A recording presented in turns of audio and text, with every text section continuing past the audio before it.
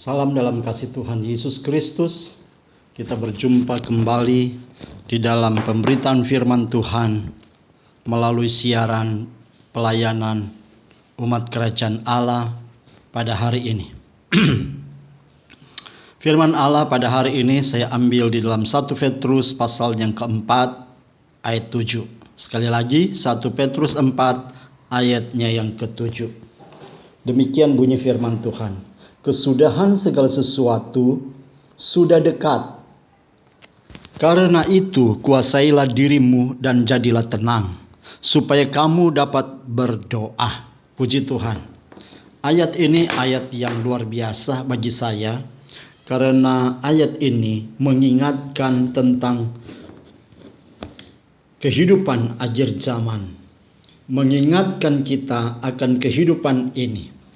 Ada beberapa hal yang akan kita lihat di dalam ayat ini. Yang pertama adalah kesudahan segala sesuatu.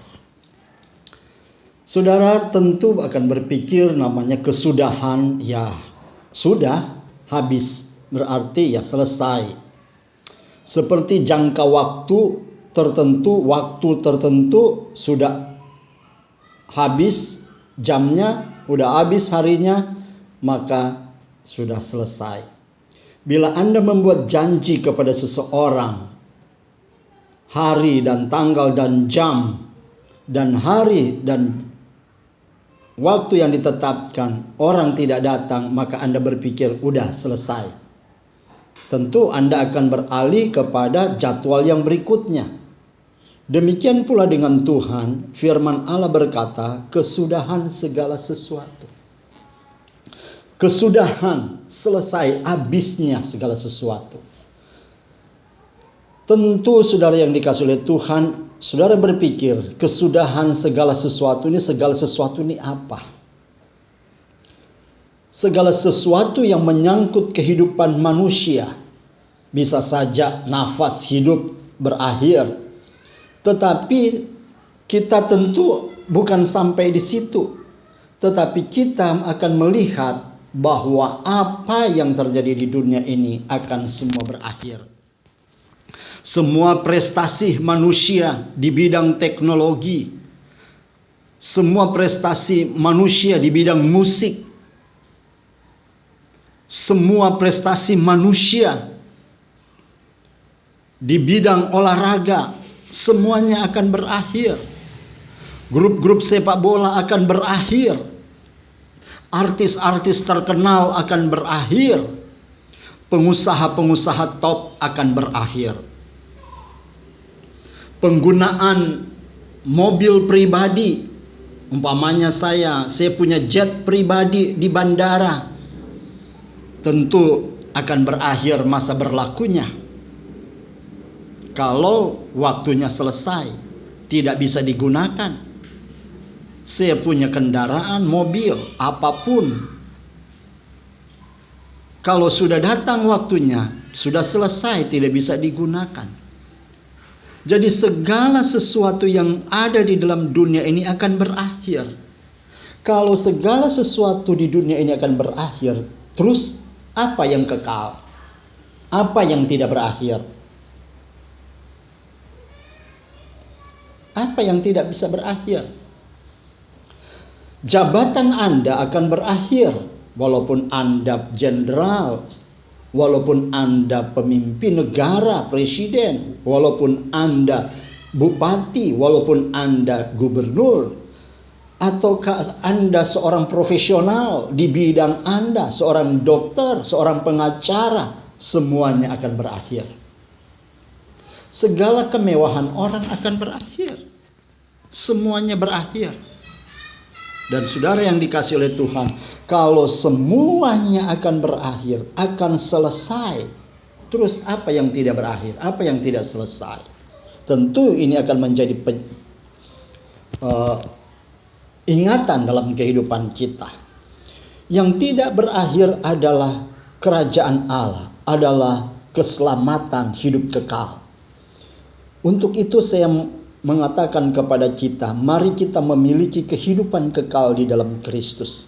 Kalau engkau sudah memiliki kehidupan kekal di dalam Kristus, jagalah itu, milikilah itu secara terus-menerus. Mari kita tetap berada di dalam Yesus, supaya kita benar-benar menikmati kehidupan kekal yang tidak akan pernah berakhir. Materi di dalam dunia akan berakhir, tetapi apa yang ada di dalam kerajaan surga tidak akan berakhir.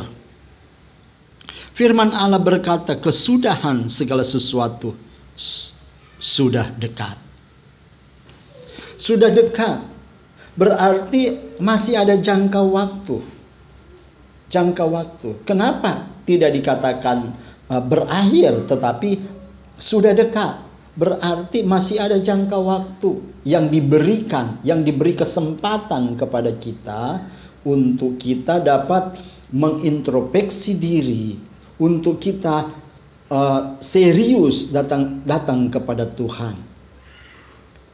Dalam waktu yang dekat ini, mari kita dengan kesungguhan, dengan ketulusan hati membuka diri untuk Tuhan. Dan kita datang kepadanya, bahwa Dia yang mampu menolong kehidupan kita. Dia yang memberikan kehidupan kekal dalam kehidupan kita. Semua glamor dunia ini akan berakhir, tetapi kehidupan Yesus di dalam Yesus kekal. Untuk itu, dalam waktu yang singkat ini, mari datang kepada Tuhan. Dalam waktu yang dekat ini, saudara-saudara, hal berikut yang Tuhan mau adalah, karena itu kuasailah dirimu dan jadilah tenang. Dua hal ini adalah satu ingatan buat kita, peringatan untuk kita. Karena waktu sudah dekat. Untuk itu yang pertama, kuasailah dirimu. Menguasai diri itu penting. Menguasai diri dalam bidang apa? Dalam segala hal kita harus menguasai diri. Sebagai manusia memang kita banyak kelemahan, banyak kesalahan yang kita tidak sadari. Mari kita kuasai diri kita. Seluruh aspek hidup kita harus kuasai. Pikiran kita harus kuasai. Mata memandang kita harus kuasai. Kenapa kita harus kuasai pikiran kita? Supaya kita tidak berpikir tentang hal-hal duniawi yang bersifat sementara, tetapi kita harus berpikir tentang kerajaan Allah. Kenapa kita harus kuasai mata kita? Supaya kita tidak memandang hal-hal duniawi, hal-hal yang bertentangan dengan kerajaan Allah, tetapi kita melihat kerajaan Allah yang kekal. Kita harus menguasai pendengaran kita, supaya kita tidak mendengar hal-hal yang tidak baik, tetapi kita harus mendengar kebenaran firman Allah. Kita harus menguasai apa? Lidah kita, mulut bibir kita, supaya kita tidak berkata-kata yang tidak baik, tetapi kita harus berkata dengan benar, dengan suci, kudus di hadapan Tuhan. Kita harus menguasai apa? Seluruh tubuh kita, termasuk nafsu hidup kita harus kuasai, supaya tidak menyimpang, tetapi berada kepada kebenaran Tuhan. Kuasailah dirimu. Inilah permintaan firman Allah. Kuasai diri itu penting. Dan yang kedua adalah jadi tenang. Kenapa kita membutuhkan ketenangan dalam hidup ini? Kita harus tenang. Memang kalau kita menghadapi persoalan, kekhawatiran, apalagi menghadapi situasi sekarang ini dalam virus corona, memang menekan saudara. Khawatir bagaimana akan hari esok, pekerjaan berhenti, semua aktivitas berhenti, saudara harus ada di dalam rumah, harus jadi tenang. Tak kala Elia dibawa oleh Tuhan ke sungai Kerit, di lockdown oleh Tuhan di sungai Kerit, maka dia harus berdiam di situ, tidak boleh keluar, karena ada virus yang namanya Isabel yang sedang mengejar dia. Kita ada virus corona yang sedang mengejar, dan Tuhan mau kita supaya berdiam. Kita mau kita tenang. Dan apa yang Tuhan buat kepada Elia tak kala di sungai Kerit, Tuhan mengirimkan burung gagak untuk memelihara hidupnya. Tuhan pasti memelihara kehidupan kita. Jangan takut, jangan khawatir. Kita harus tenang. damai dalam hidup ini. Tenang, amin. Biarlah Tuhan menolong saya dan saudara supaya tetap tenang. Sebab kalau kita tidak tenang, saudara yang dikasih oleh Tuhan, kita tidak akan mendapatkan apa-apa. Karena firman Allah berkata, jadilah tenang, supaya kamu dapat berdoa.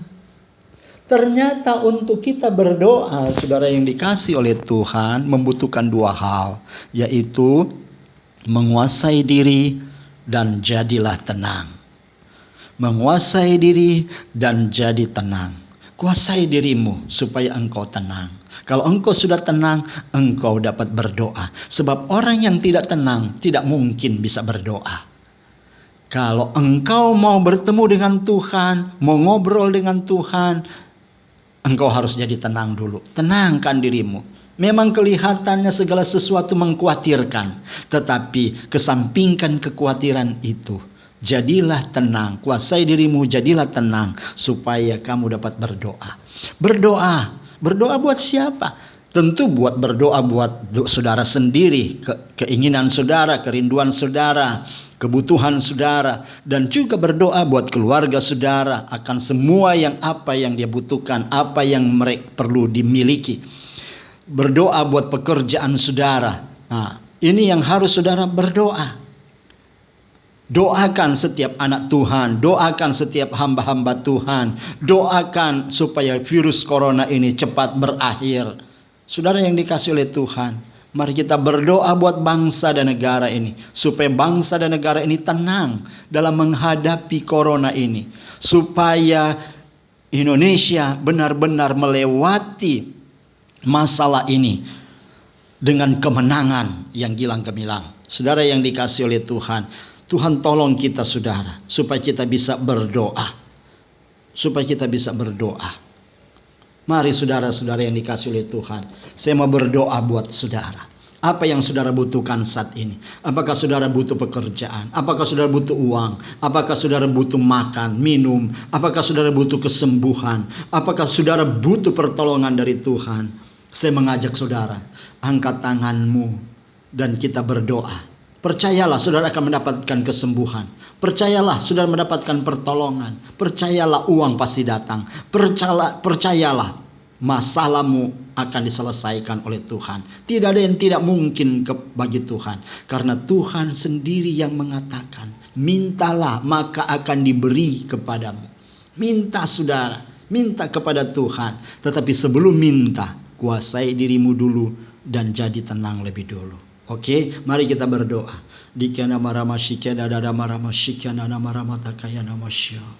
Haleluya, haleluya, haleluya. Saudara, arahkan hatimu kepada Tuhan. Dalam nama Yesus, setiap umatmu yang menonton, melihat, mendengar khotbah ini dan mengangkat tangannya untuk membutuhkan pertolonganmu. Dalam nama Yesus, engkau hadir dan engkau jamah mereka.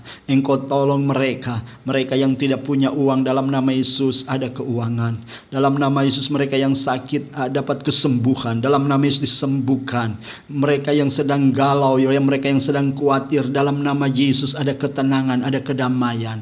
Oh Tuhan, mereka yang sedang resah, dalam nama Yesus engkau hadir dalam hidupan mereka. Dalam nama Yesus ada jawaban dari setiap doa. Dalam nama Yesus ada mujizat kuasa-Mu. Terpujilah engkau Allah Bapa, Anak dan Roh Kudus. Berikan ketenangan kepada umat-umat-Mu Tuhan. Beri pertolongan kepada umat-umat-Mu Tuhan. Beri damai sejahtera, beri sukacita dalam hidupan mereka. Jawab doa mereka. Di dalam nama Tuhan Yesus Kristus saya minta doa ini. Haleluya. Amin. Tuhan memberkati saudara. Kita berjumpa kembali dalam siaran pelayanan firman di hari-hari berikut. Tuhan memberkati. Amin.